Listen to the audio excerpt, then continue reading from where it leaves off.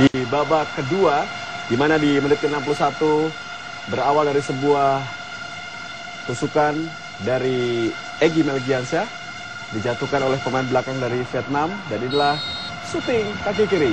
Bang, masuk ke dalam gawang Tran Vuong. Ini yang menjadi sebuah awal kemenangan Indonesia. Ya, inilah memang area kaki kiri, dan Pettit Kwangai ambil kelebihan yang diberikan pada kaki kirinya. Ada dua pilihan, tiang jauh atau tiang dekat. Tiang jauh saya lihat penjaga gawang Vietnam sudah antisipasi itu, Tan Bun Ngoc ya. Tapi ini dia dorong ke tiang dekat. Bola agak licin karena hujan juga.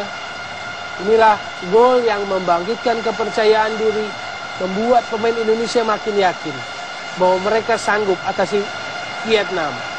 Kita lihat wajah Kusrahmat Azza masih dibalut tegang. Ya, ini gol yang meruntuhkan mental para pemain Vietnam, sekaligus memastikan diri Indonesia lolos terbang tinggi lagi di Gelora Bung Karno Senayan Jakarta.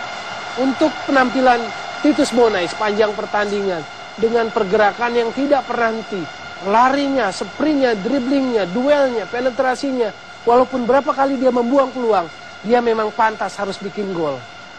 Dan kita lihat sempat mengenai lini belakang atau pemain belakang dari Vietnam, bola berbelok arah mengelabui penjaga gawang dari Tran Vuong, dan inilah ekspresi